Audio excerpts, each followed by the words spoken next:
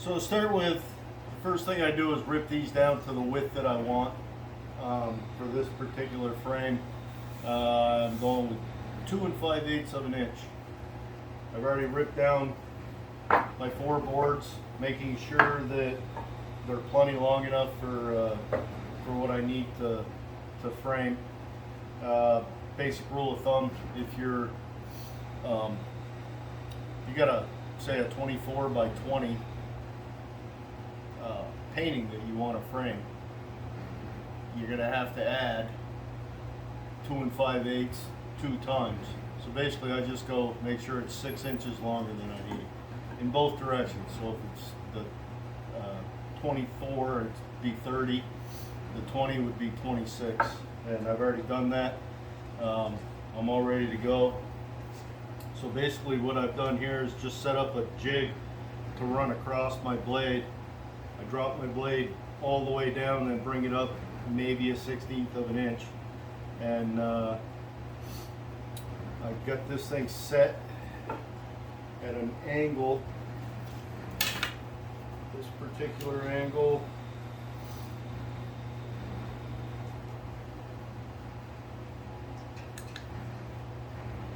(66.5 degrees). I could do it with this one too, but this one's longer, a little more accurate. So I'm at 66.5 degrees. If I had a narrower board, I would take this end this way, so that you're closing that angle, bringing it down. So when you go across, you can do a narrower cove. But this, I've got it all set up. I make sure that I've got at least a 1/2 inch from its highest point, which is going to be roughly a 1/2 inch with the blade up, about a 1/2 inch when on the final pass. I'll be roughly a 1/2 inch from this edge. This edge I don't really care about because of the design that I do. The only thing that I care about is that it doesn't go past this corner. So when I run it through at its final height, I still want a little bit of flat here. It doesn't matter how much, because I'm going to end up running this through the table saw and taking that off. But if I did it to where the blade came past that corner, then the board would want to wobble, and that's just dangerous, and you're not going to get a good result. You're going to get all kinds of saw marks and everything else. So, all right, so that's basically how I set it up. I'm going to go ahead and run these through, and then I'll just keep bringing that blade up maximum of a 1/16 of an inch every time. All right, let's do this.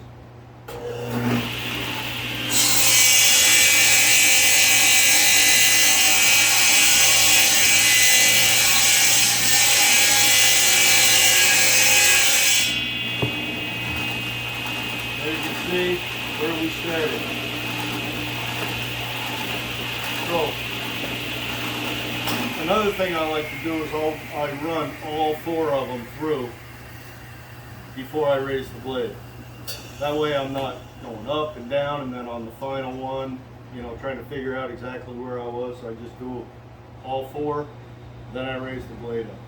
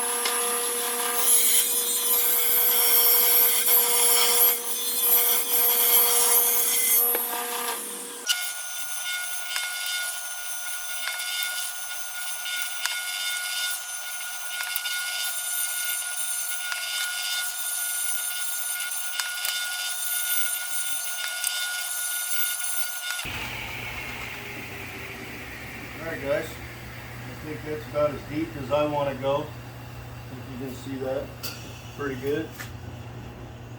So I'm actually going to run it through one more time, and the reason for that is just to clean some of these saw lines, just to give myself a little bit less sanding.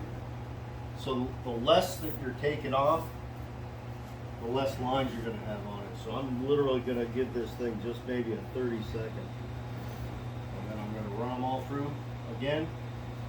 I don't know if you noticed that I put an X on these, and the reason for that is I almost just ran this through this way.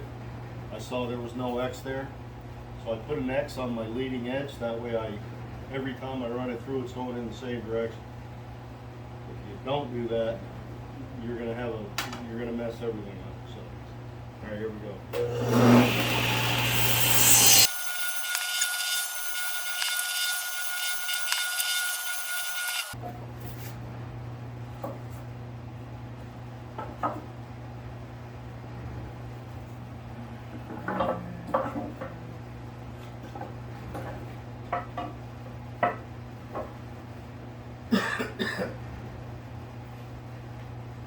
So by having all my X's on the same end, I know that I'm either going to do this side or this side.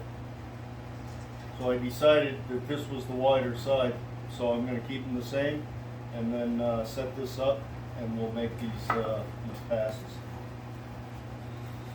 I'm not worried about it being exactly 3/16. I'm just gonna look. Yep, I'd say that's good right there. So now I'm gonna look on this side, line my blade up right there, lock it down. None of this is that important. All you want to make sure is that you leave a flat on both sides of that groove. That's it. Doesn't have to be perfectly centered or anything. This is a totally custom frame. So do it your way.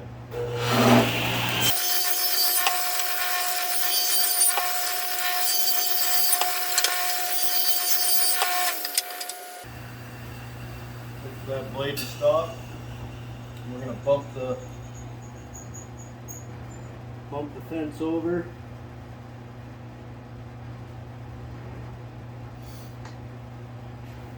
Do them all again.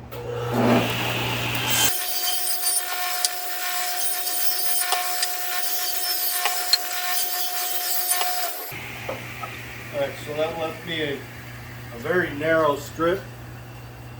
So I'm going to move the blade to the center, do it one more time.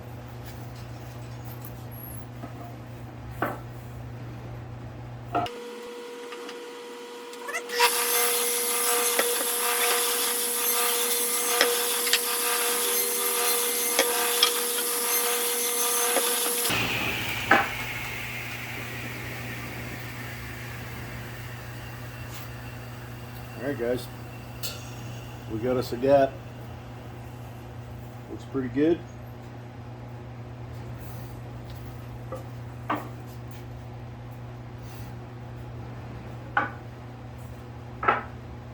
now, see where that first one went, right here. I marked it on this end, so instead of going like this and lining it up, I'm just going to mark it here, because like I said, it doesn't matter. It's up to you how much you want that to come down. So I'm going to move this over and then make sure I've got the blade up high enough to make the cut that I'm trying to make. And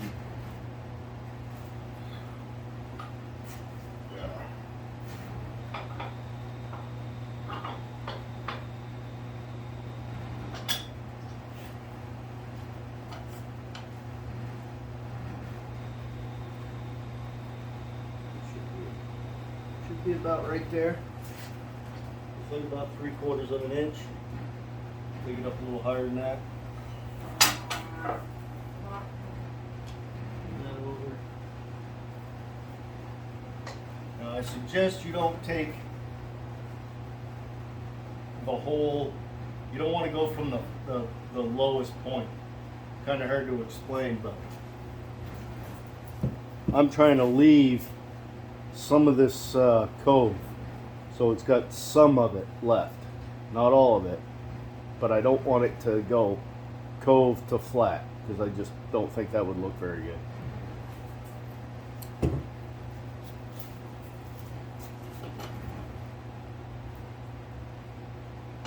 Okay, I think we're good.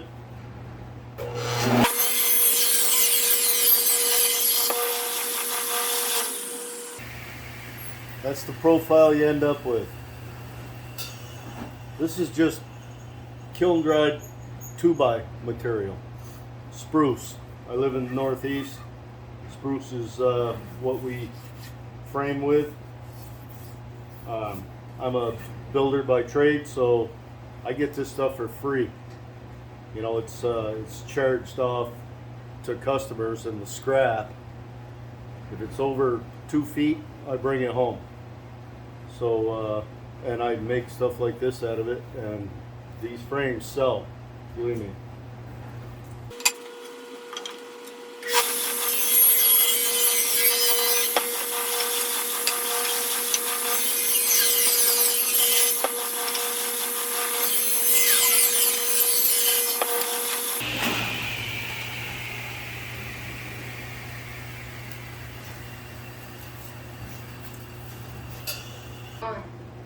Because you can. There's nothing right. It's gone. You know. Alright, so the next thing we gotta do, You live long enough, we have to do another rabbit. the ones that nag at you the most. The ones where you knew you had better choice. The ones where you knew. Something like that. Yourself. And that's for the canvas, to mount the canvas there. So I'm going to go ahead and do that. I like to leave a 1/4 inch here, and I like to go in about a 1/4 inch. So that's all I do. I set the blade up, and then I set the fence so that it's going to give me what I'm looking for. I'll make this cut first, and then I'll run it through this way to take it out.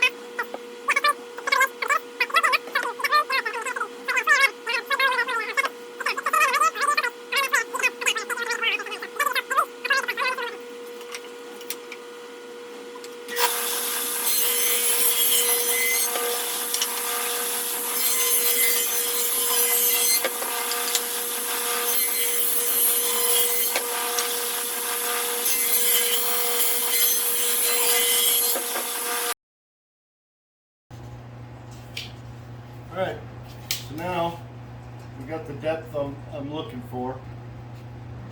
So we gotta cut this off. Best way to do that, get that out of the way. We're looking for depth here.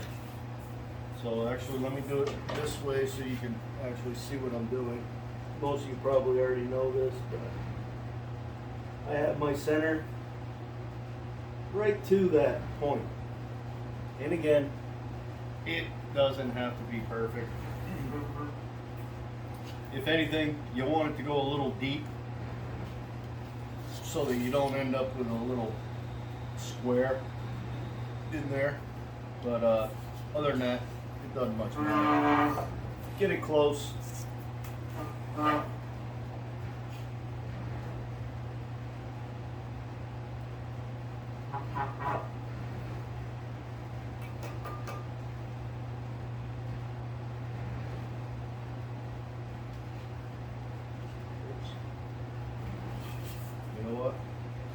this would be easier to do this way.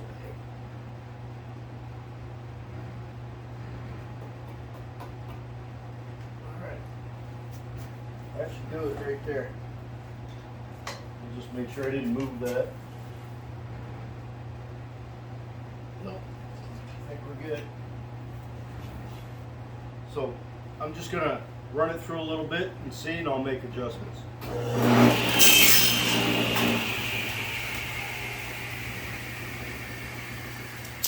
Sorry, just broke that little tab off. You can see that's money right there. So we're gonna go ahead and rip them all.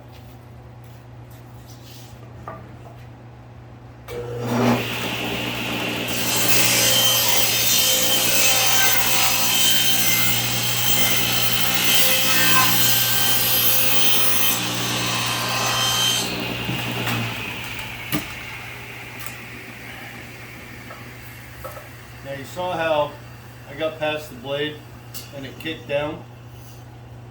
Well, there's nothing to support it back here.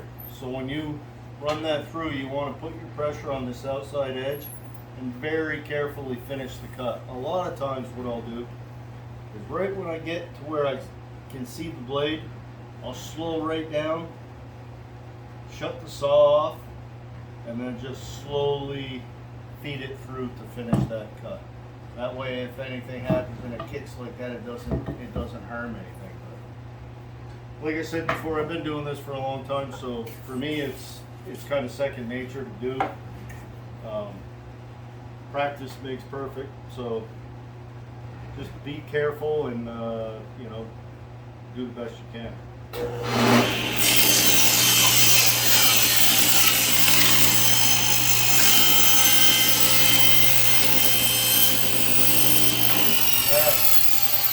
See that I'm coming to it? I've cut it all the way off and I'm just holding it there. It's probably the safest way to do it that I know.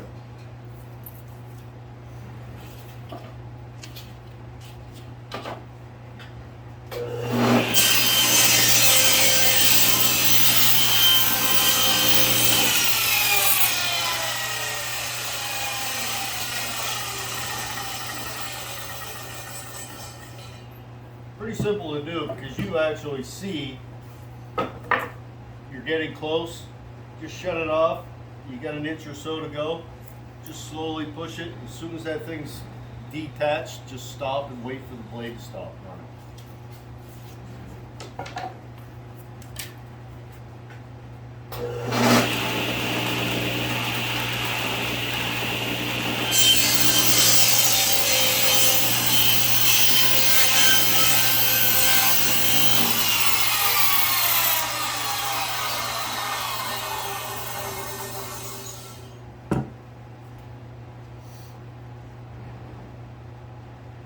Alright, so now we're going to put the frame together. And if you've seen my other video where I actually built a canvas frame, you'll see that I like to use these little shims.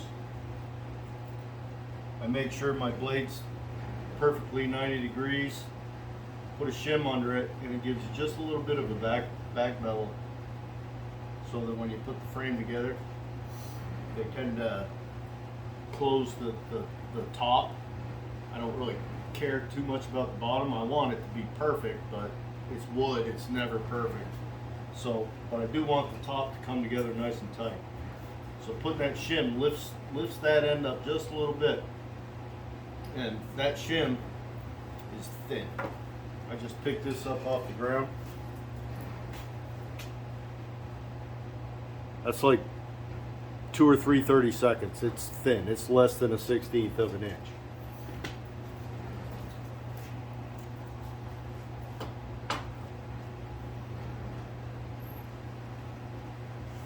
You can do the exact same thing on a chop saw.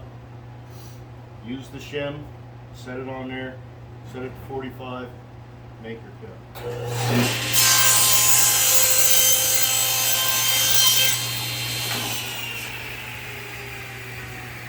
I'm going to show you how to get this onto the canvas without using a tape measure. Well, you start off with one, but I generally do all four. I get one side cut on all four. My shim.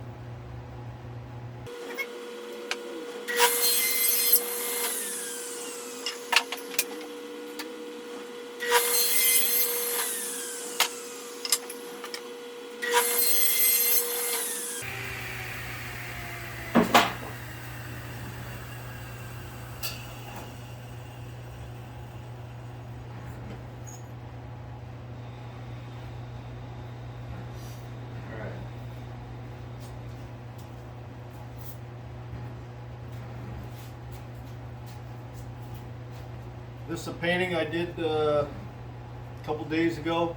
It's already been sold with the frame. So that's what we're working on. I'm going to show you how I get this set up.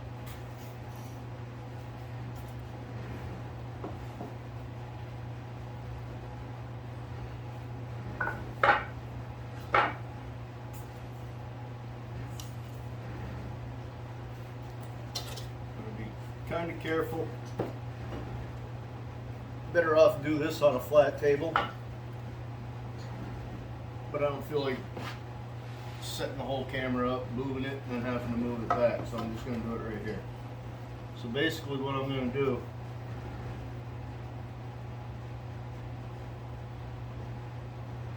the point of the inside corner on this wants to be just past this corner, and then same thing on this side. So I'm just basically going to make a mark about a 1/16 of an inch past the corner. I'm going to transfer it straight up and make a line right there, so I know where that cut needs to go. That's the first one. We'll do that twice. Once for the top and bottom, and once for the side. So that corner needs to line up with the line. And since it's simple, whether you do it on a chop saw or not, you're going to be 45 off that line. So on this jig, this is my saw blade, this edge. So I just set it right in line with that cut. Cut in this, and then pass it through. I get the blade back up.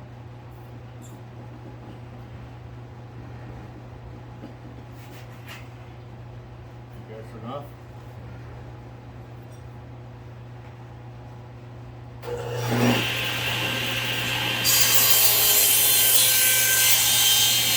Come up a little more.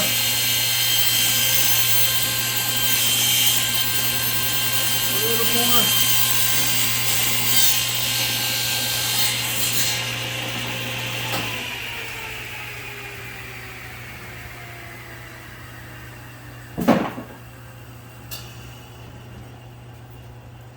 Now you should be able to see the line I made. Simple to do on a chop saw also.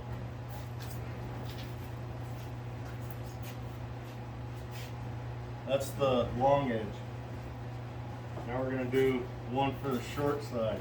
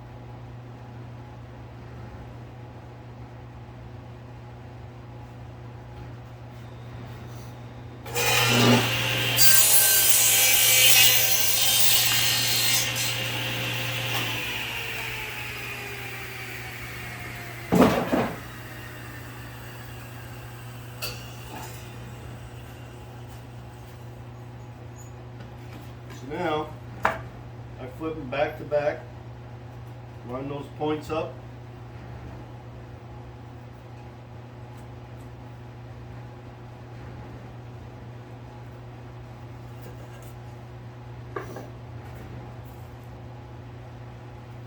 Now I got my outside lined up, so I'm just going to line it up with the blade. And this one I usually work it in. I make sure that I'm a little too long, and then start the cut, make an adjustment.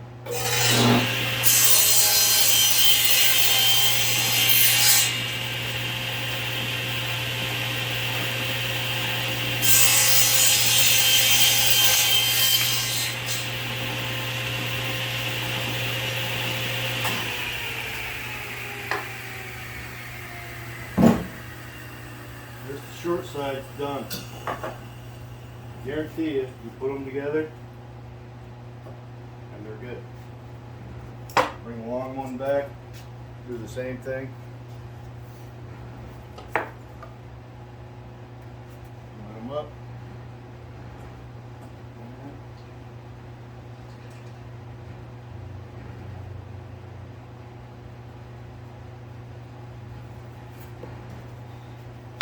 Make your mark.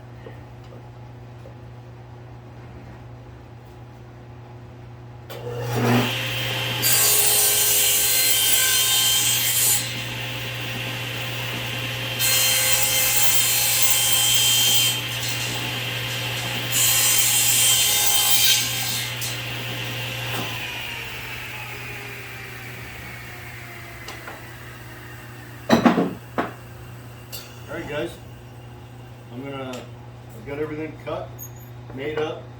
I find it easier to sand before you put it together, and then you sand your corners off after you put it together. Sometimes I'll put it together and then sand everything, but it is easier if you sand everything first. So I'm going to reposition the camera, we'll get set up, and we'll finish sanding, attaching, and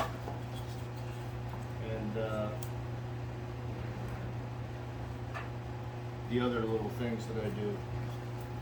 So I took the time off camera to hand sand, and I just used a couple pieces of sandpaper. I started off with 80 grit to take the hard stuff down, then 220. You can do it in steps, but I don't mind. And you'll see when this is done the reason why. I don't need this to be perfectly smooth. I kind of like having some of the saw marks. I don't know if you can see them, but there's I can still see some of the saw marks, but when I run my hand across it, it's perfectly smooth. So the next step is to go ahead and glue and screw, put this frame together, and then I'll use a sander to do the outside corners, the back, and get these little flat sections so that they're lining up perfectly smooth. So that's where we're at.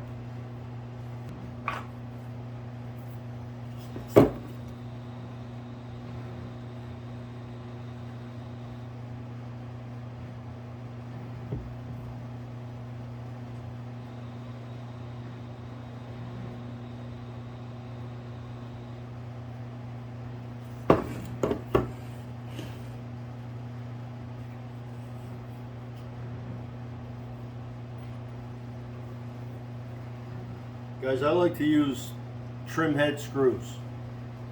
They're thin, they have a small head, and they tend to not split anything, and they hold good.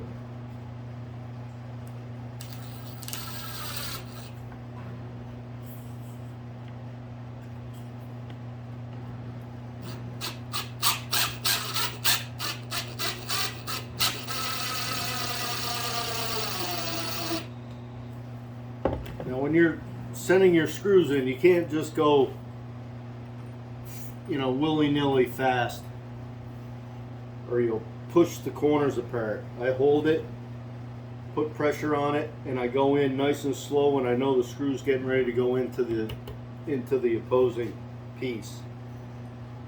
And I do one on each side. Sometimes I go all the way around. Generally I do.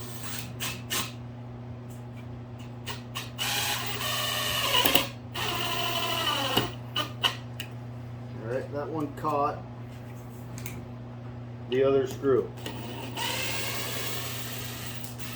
So I'm going to back it out, push that back down where I want it, and I'm going to go higher or lower. Usually I'll look at that, get an idea where the other screw is, and make sure this one doesn't run into it, but I didn't that time, and I'm paying the price now. Ooh.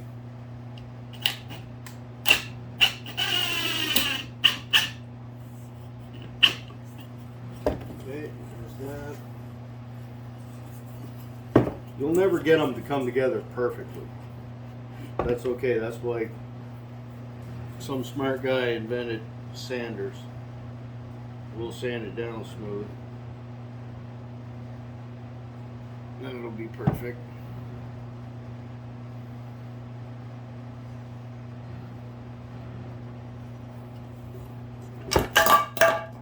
Good God.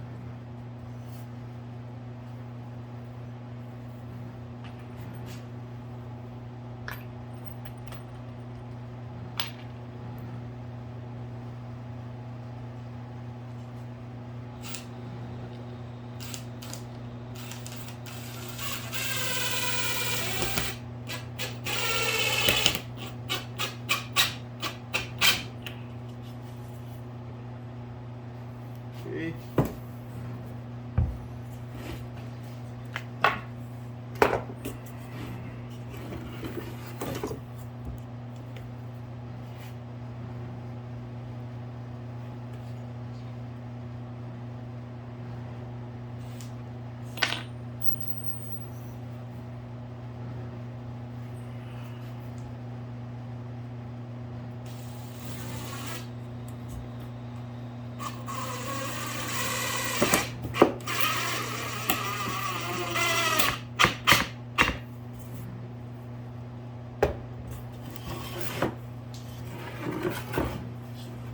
On the very last piece, the fourth piece, you want to glue both sides.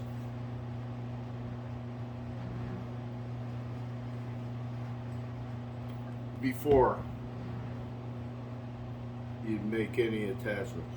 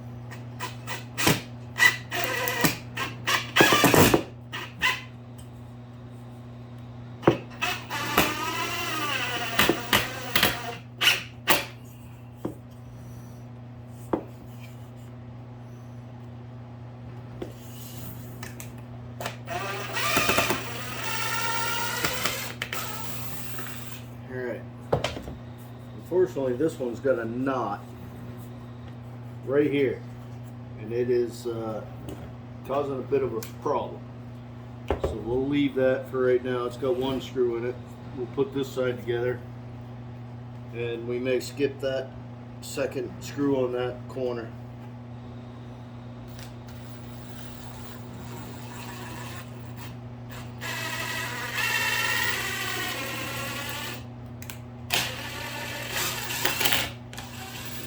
That one didn't come out very good.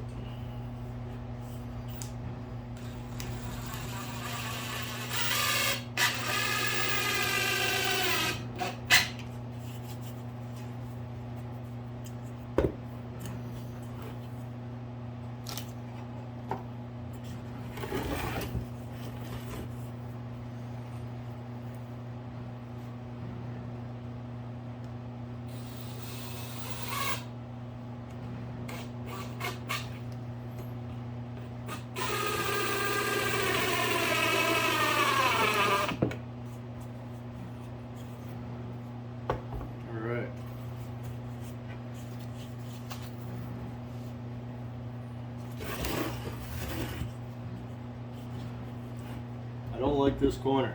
It did not come out good.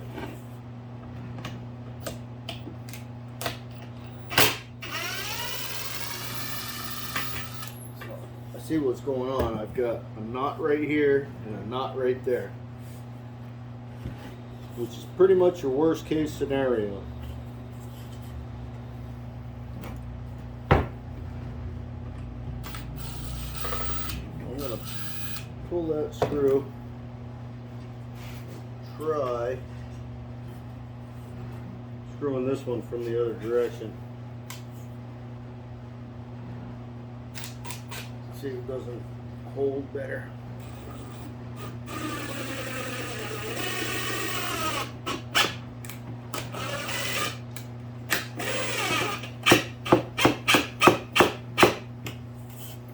There we go.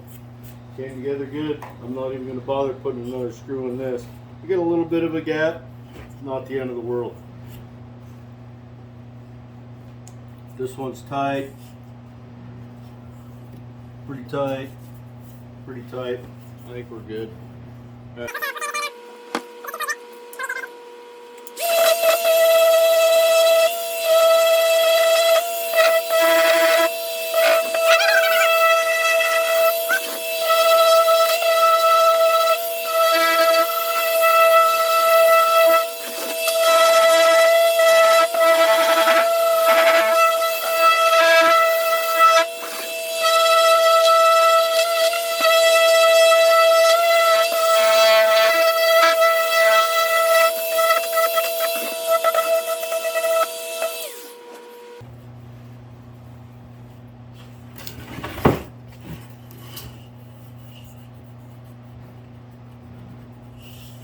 Alright, I'm going to do a little bit of hand sanding on these corners in the coved area. Try to get them to come together a little bit better. And with this I'm using the 80 grit sandpaper. Pretty difficult to sand in these corners, but basically just want to get that to come together. Look at it. Came right together. That's still use a little.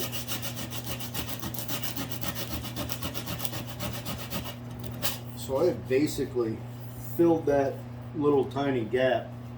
I'm going to just squirt just a little bit of glue and then just rub the glue in with the sawdust. Just to close some of that up.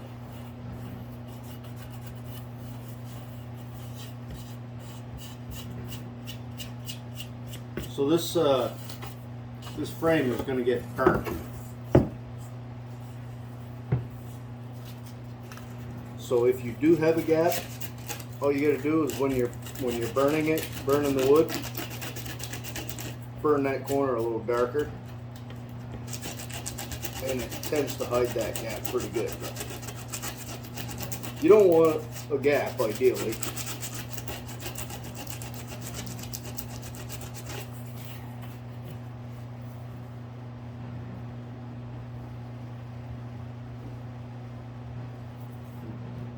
Don't go crazy with the glue. Get a little on there just to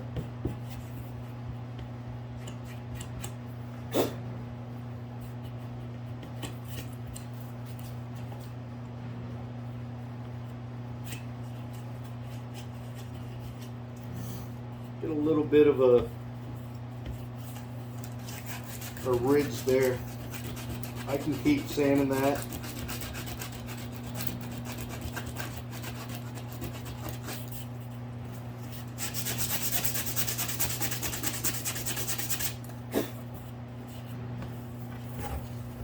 But it's pretty good. Got a little gap right here.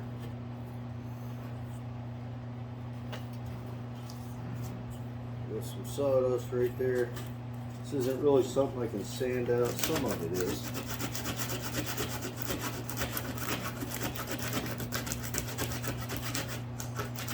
Trust me, I don't care how good you are, how good your tools are. You're always going to have issues like this.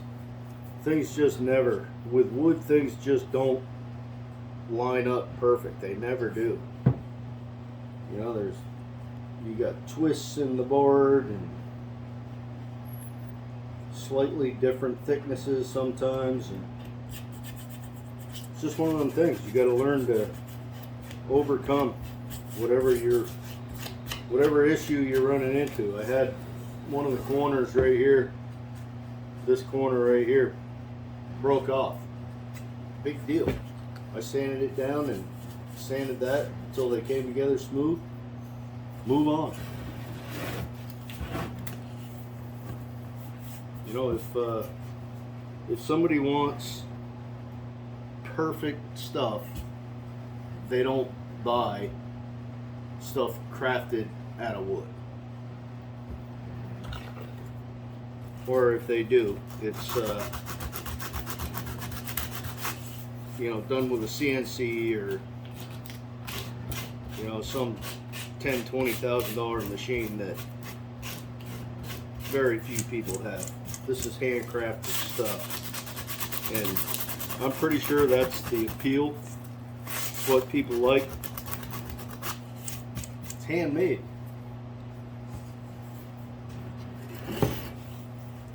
And you'll see, this thing's going to be absolutely beautiful.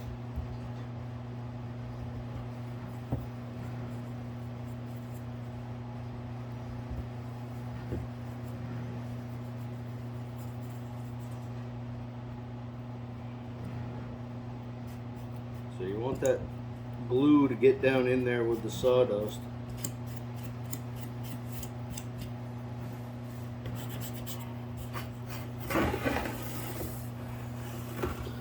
You should be able to see that corner. I mean, that's good.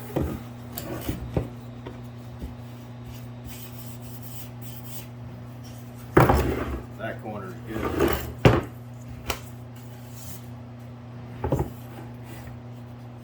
Nice corner.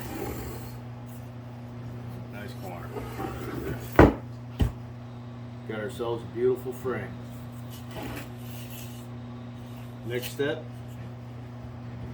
I like to go around. Anybody's going to get a sliver out of it, I want it to be me. So what I'll do is, if I find a spot that's bad, I'll just take my my 220 grit sandpaper and I'll run right along this edge, any edges. Make sure everything's smooth. These are good. Everything's good. Alright. So I like to blow the sawdust out. I already did it once, but the compressor kicked on, so I'm going to do it again.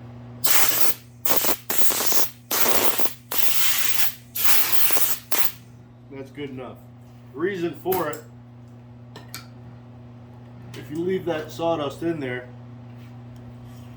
and you start burning it, you're going to burn the sawdust, and then when the sawdust is gone, you got little speckles that didn't get burnt. So let's get to burning.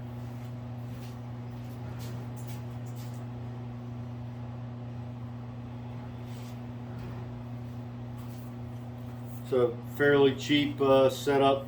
I like the MAP gas. It's burns a little hotter than the propane, and this is what I buy. Propane works just fine. don't want to burn my table, obviously, so start off on my outside edges.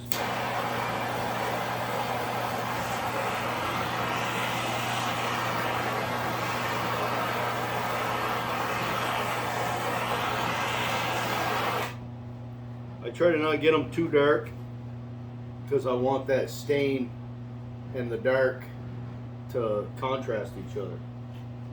But getting down in here can be a little tricky, but we'll get it.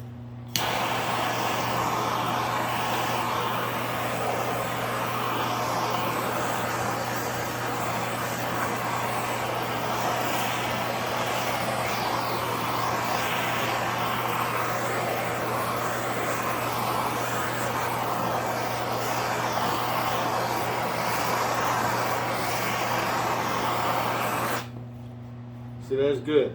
I got light areas and dark areas. That's what I'm looking for.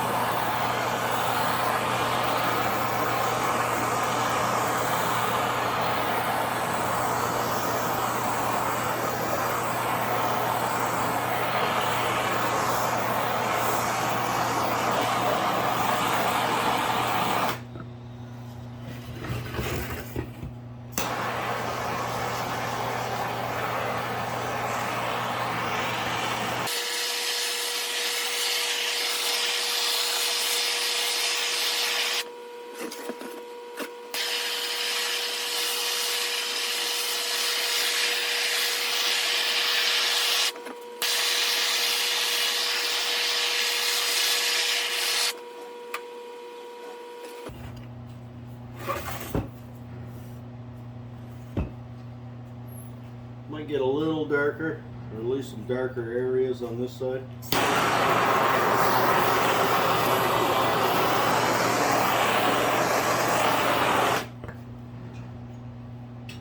The only reason I did that was this side was a lot lighter than this side, so I wanted to kind of even that out. So I think we've accomplished it.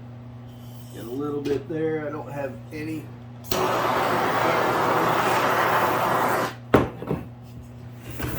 I'll spin it, look at everything.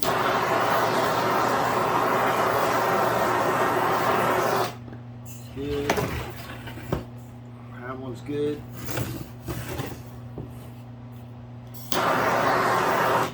Alright, that's it. We're done burning. Now we're going to stain it. So the stain I'm going to use, I like a lighter stain. I don't want it to be too dark because I've already burned it, and if I put a dark stain on there, you're not going to see it. You're just going to take it all away. So I'm going to go with golden oak on this one.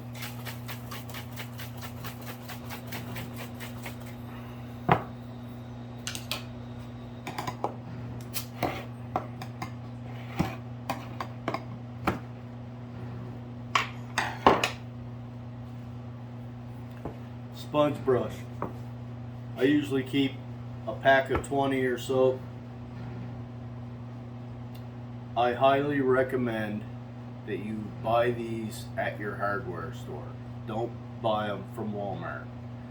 This one came from Walmart, and you're gonna see, just putting stain on this, what this looks like when I'm done. You can already see it just wants to fall apart. They sell the cheapest junky crap, and I don't know what this costs, but at my local hardware store, they're like maybe, I don't know, 50 cents for one this size probably, and they'll last. I can do this 4 or 5 times if I clean the brush, which I don't. I use them and throw them away, but still, you'll see when I'm done. Literally in 5 minutes, this thing's going to be falling apart. All right, let's do it.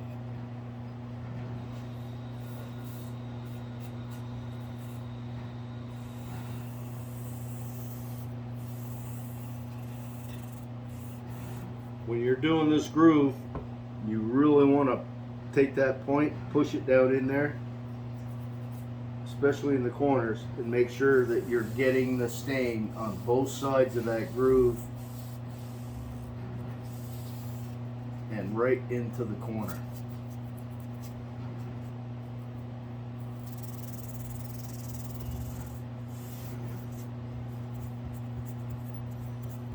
This is the hardest part.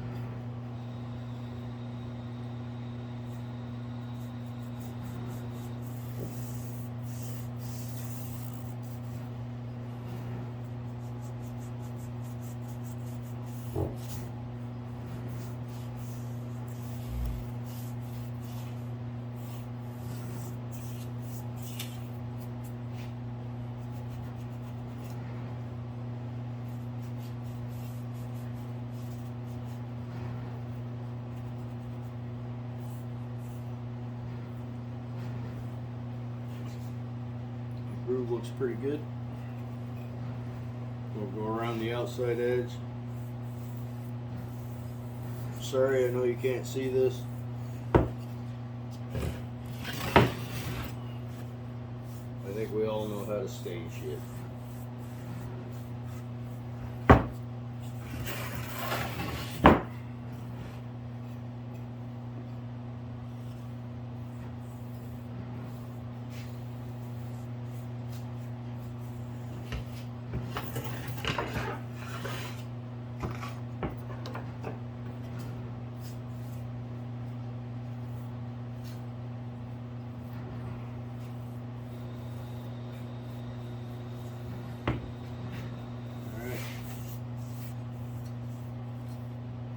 Don't forget to get this inside lip. I've forgotten before.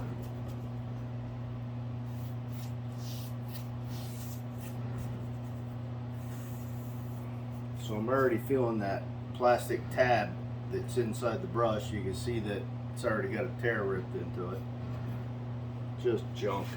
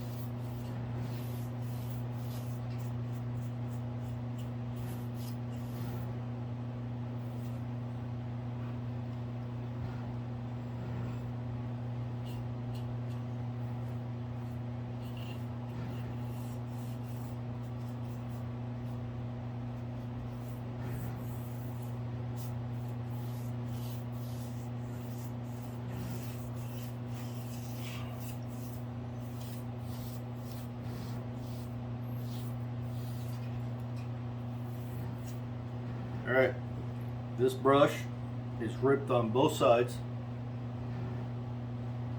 That plastic piece, you can see it right there coming through, is junk. It's no good. So I'm going to throw it away. Then I'm going to take a rag or a shop towel and take off some of the excess stain.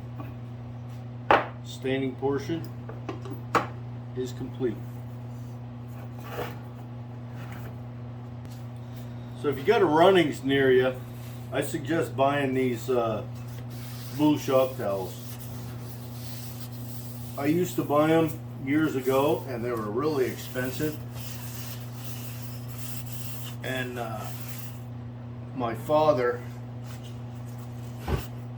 found a place where you could get them pretty cheap. and he bought me, I don't know, probably 20 rolls. I don't know how many rolls. It was a lot of rolls. But they lasted me probably 10 years. Excuse me. Well, I ran out, or I was getting close to running out. And I just happened to be in Runnings. I don't know if you got a Runnings near you, but I was in Runnings, and they had a 6-pack. So 6 rolls of these shop towels for $10.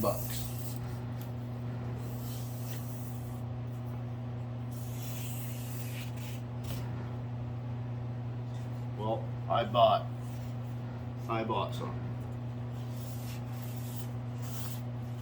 And now I wish I'd have bought a whole bunch more, because the way the economy's going, they're probably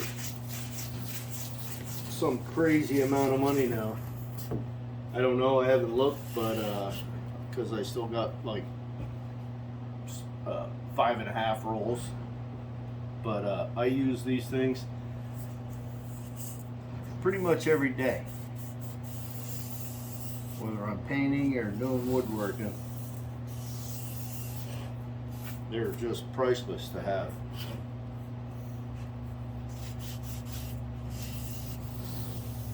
Alright guys, the next step is going to be to actually poly this, and I'm just going to use a water-based poly, and that will be tomorrow, because I'm going to let this set overnight and absorb as much of the stain as it can and dry. It'll be dry tomorrow. I don't always wait that long, because I don't know, I've found that I can wait an hour, come in and poly this, and it looks perfect. So that's where we're at, and we'll see you tomorrow. So it's only been about an hour, but I'm gonna go ahead and do this. I wiped it down with that towel. It's dry. I've looked it over. I've got no wet spots, so I'm gonna go ahead and get my first coat on here. I'm using polyacrylic, clear satin. You can go with semi-gloss, gloss, whatever you want. But I may end up turning this into gloss. We'll see how it looks when it's dried after a couple, 2-3 coats. And the only thing that really matters is the last coat. So I can go with satin, flat, whatever. And then the last coat is what's gonna do it. Last one, maybe 2. But I'm pretty sure you guys know how to do this stuff.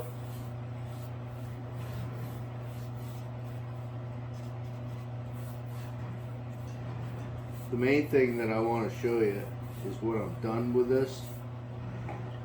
When it's all polyed to my satisfaction and I'm happy with it, I want to show you how to actually mount your canvas.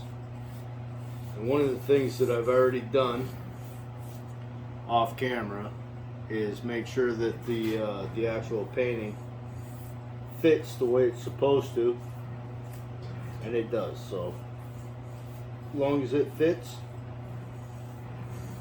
we can go through the processes that I'm currently going through.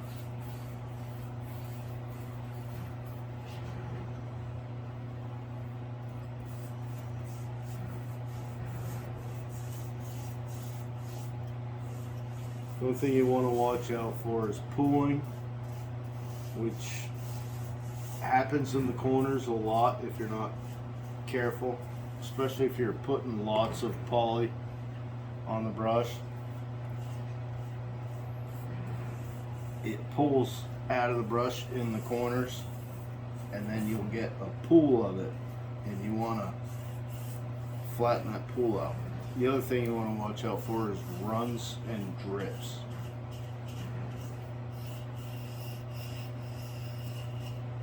Make sure you're getting all your edges. Every edge that you stained and burnt, you want to make sure you're getting them all.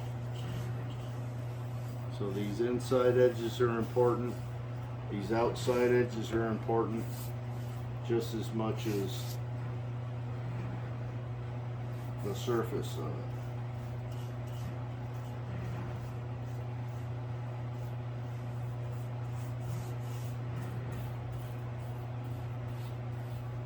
This is still the same night. I'm going to get that first coat on here, let that dry, and tomorrow I'll do the second and third coat.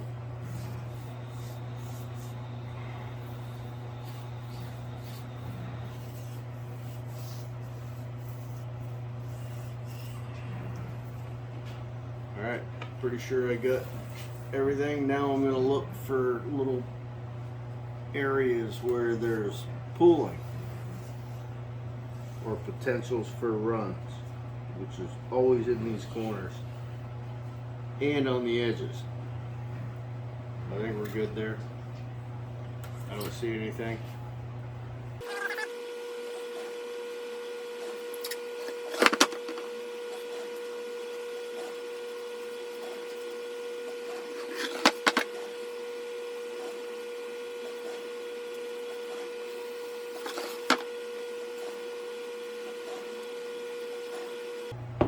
There, guys.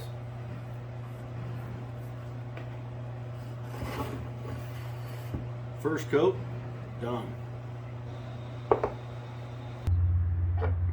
Beautiful day here in Vermont. About 62 degrees outside and sunshine, no wind. It's awesome.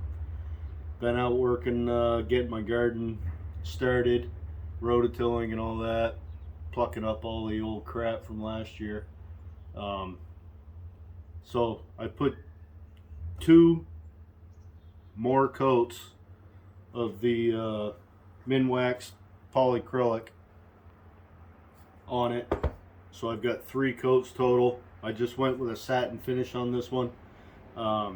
It's done, it's dry, cured up good.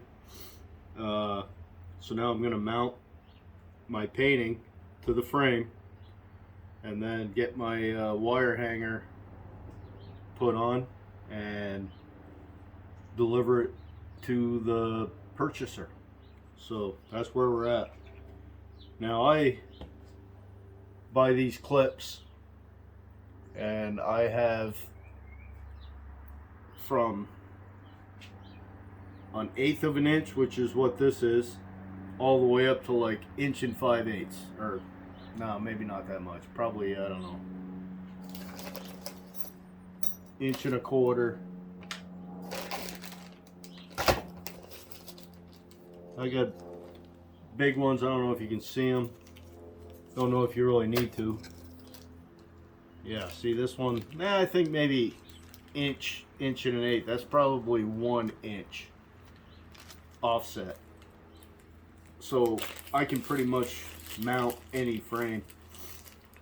Now the big ones like this, I don't buy a huge quantity of them because very rarely are you ever going to need that. What I use most of the time is between 1/8 inch and maybe 3/8, somewhere in between there. So those I buy in a bigger bag. I can do a whole lot of paintings with these.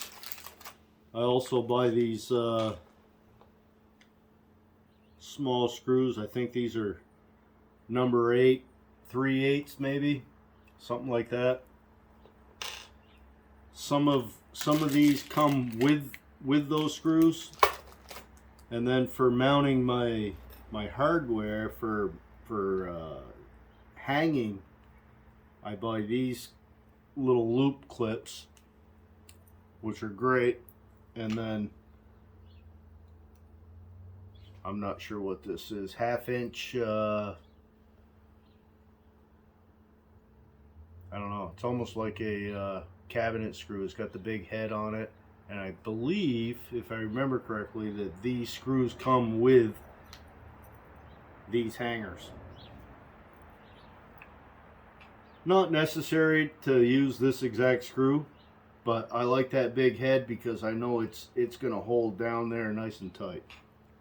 So, all right, let's mount this thing. On this particular painting, it's not that big. I'm just going to use 4 tabs.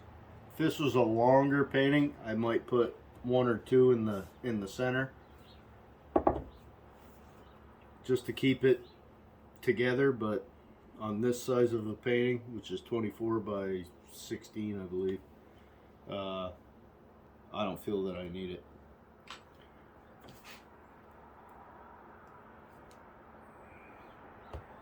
The other thing that you want to be real sure of is that the frame fits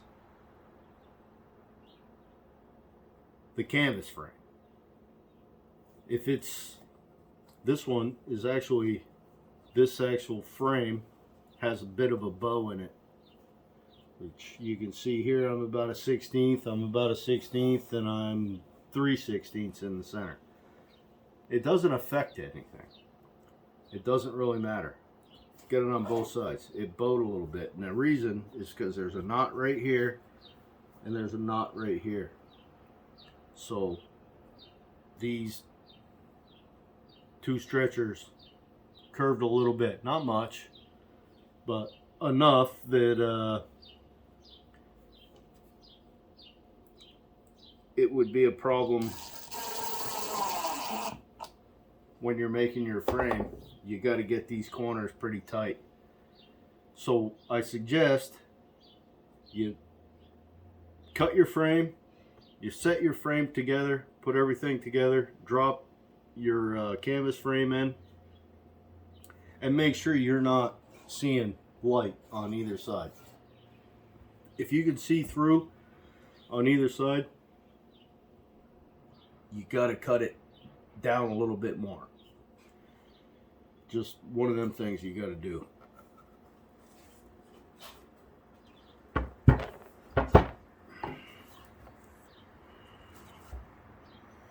I also, you can see, I don't know if you can see, but I put an arrow right here. That tells me this portrait, this landscape painting, this is the top.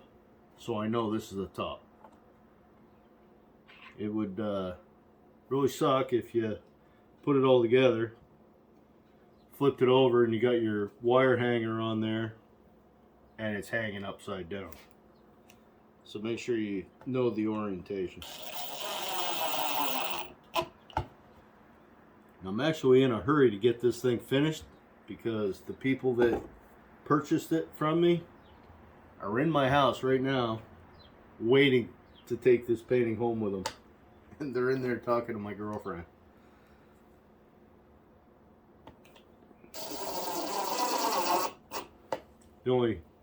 They don't live very far away, so it's not a big deal if they had to come back, but I want to get it done.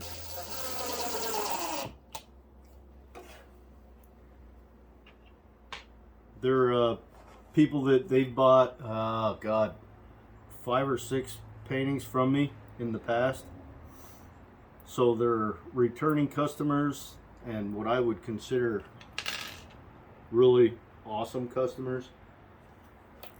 And so the frame, this frame, thrown in for free. I charge them for the painting, not the frame. And they have this style frame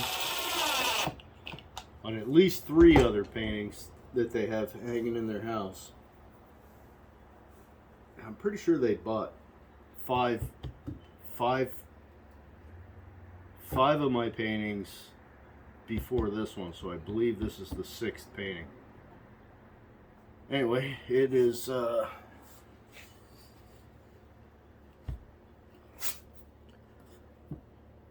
looks pretty good. So now we got to put the wire hanger on. So basically, it's 21 inches. I'm going to come up between 16 and 16 and a half. I think we'll just go with 16 on this one. There's no right or wrong on that. I generally come up, you know, split it into quarters, come up 3/4, more or less. Sometimes I'll do thirds, but quarters seems to work pretty good.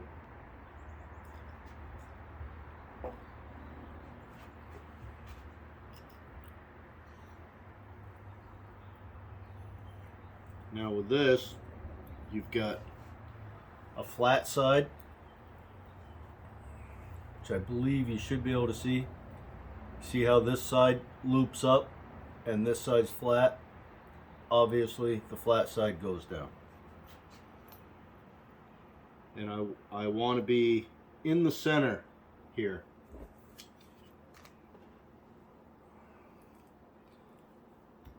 So right pretty close to the center of my frame.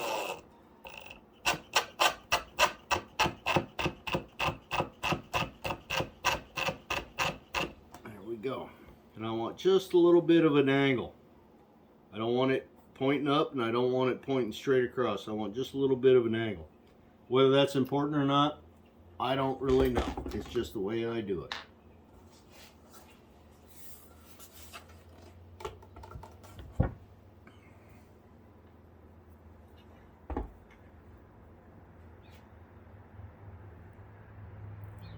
Alright, flat side down.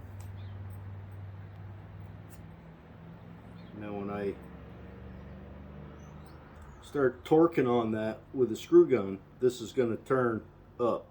So I always start it about 1/4 of the radius, if that makes sense to you.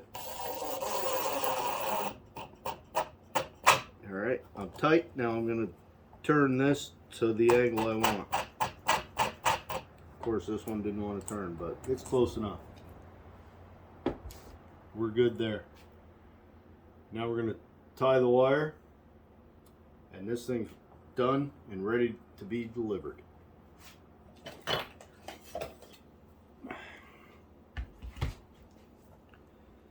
Whenever you buy picture frame wire,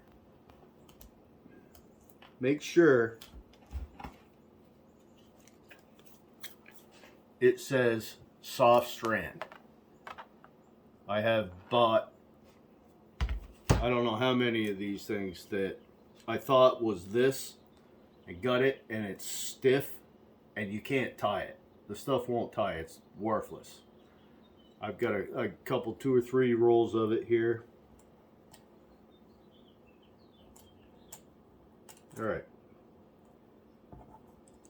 I know it's far away and it's going to be hard to see, but basically I loop through, come through the top, then I pass over. So when I look at this, I hope you can see this. This part of the strand is going down through. So when I bring this one around, it has to come up through. So both of those are coming through together. Let me zoom in on that.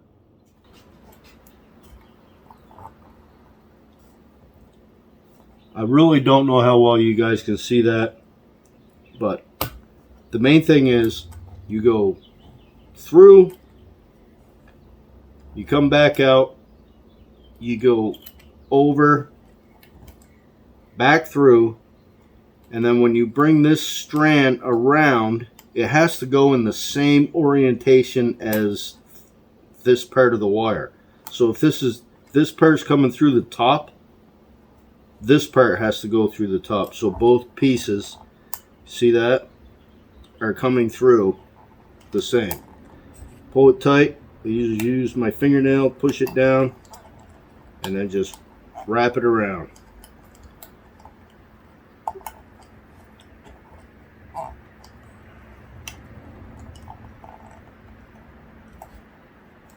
I suggest wrapping it 7-8 times and then pulling it tight. Makes a nice ring of wire around there.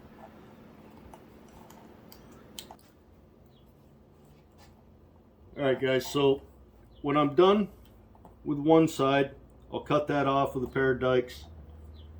I run it over, leave myself a little bit of play, not too much. Tie that side, I'll pull as much of this out so that it's like this. I don't want it super tight, but I don't want it loose to where it wants to come up, go, you know, above the frame. I actually want it to stay about like that. That's how I do it. Alright guys, I'm going to end this video here. I hope you learned something. If you have any questions, let me know in the comments. And if you'd like to subscribe, share, I appreciate it. And I hope you all have a good night. And hard on.